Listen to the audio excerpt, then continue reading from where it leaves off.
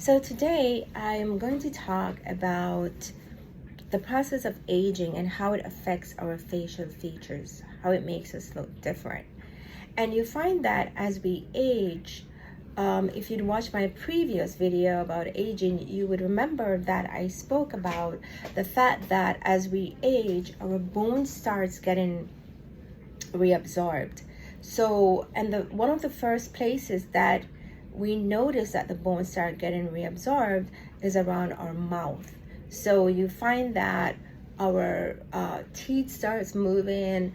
That makes us look different. Our smile starts looking different, and it goes from around the oral area, our mouth and our teeth, our nose area, then our cheeks, the zygomatic bones, or forehead, and these bones all starts getting reabsorbed and start shrinking.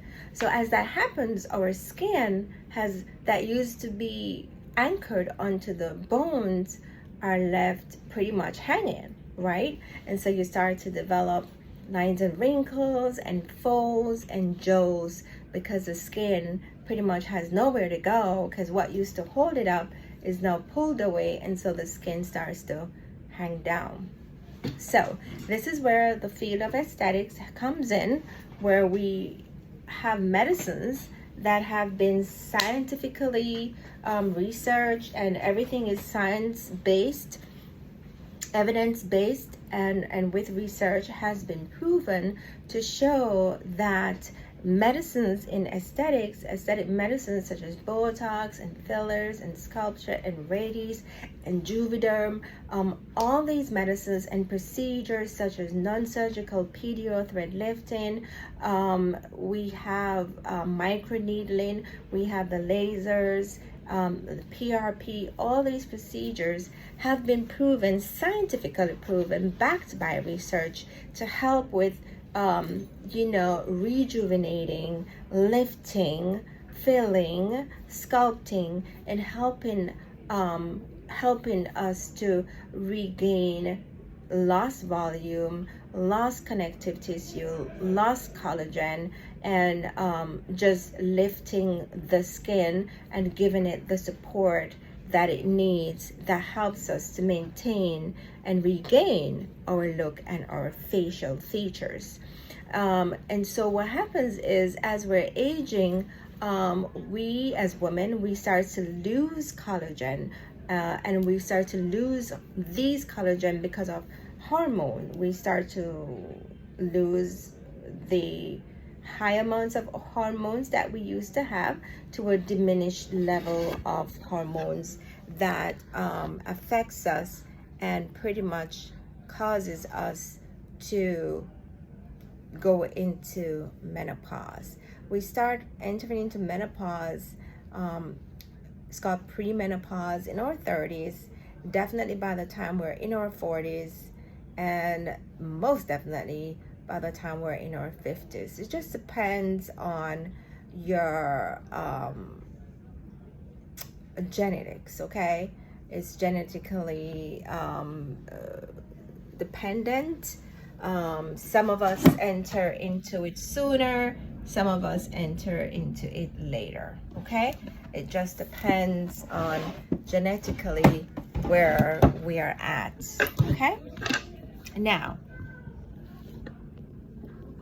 as we're going through the menopause, women, we go through menopause, men go through andropause, and that's by the time they're in their late 40s and 50s. They kind of wake up and realize, okay, something is different, I don't feel the same, I feel tired, I'm not able to, what gets men is, the ability to have sex. But these signs and symptoms have been there for a long time. They start showing up when we're in our 30s. But a lot of the times we're busy with life, with school, with marriage, with our families, with our kids, with our work, with our jobs. We don't really pay attention to them, but they're there. They become more evident by the time we're in our late 30s, middle to late 40s, and definitely by the time we're 50. Men call it midlife crisis. Women call it menopause. Okay, our estrogen levels are now low, and for men, their testosterone levels are also low. And you find that if you're trying to have children during those periods, you may not have as much success, and this is where you will need to go to your doctor and have your hormone levels checked. Hormones play a really very important role, not only in the reproductive process, but also just the general everyday life cycle of our skin, of our bodies, of our bones. They play an essential part in all of this, because science has shown and research has shown there's a link between the loss of these sexual hormones and bone, our bone density being diminished, and our skin just and our hair just being completely changed as well. And this is where for us as women with loss of estrogen, we are at risk for bone fractures, because the bones are being reabsorbed. We're losing calcium, we're losing estrogen, and we're at risk for fractures. And so we definitely have to, if there's a family history of bone fractures, we have to get ourselves checked out by medical providers and doctors who can do bone scans and check your calcium levels and replace your calcium with either oral medications or injections. And so in terms of aesthetics, our facial features starts to look different. We get the folds, we get the lines, and we get the skin starts to angle downward and hang downward, because the bone is being reabsorbed. The skin has nothing to anchor it, and so it has nowhere to go but down. In the aesthetics, we have medicines that can refill, we can resurface, we can replace, we can rejuvenate, and help with the overall preservation of your appearance and your beauty. But as we age and we're losing the bone density and we're losing the volume of the underlying bone structure and our skin, what happens is we start to get shadows and hollows under our eyes, on our cheeks, and we get the jowls under our jaws. And that causes us to look different. We look sad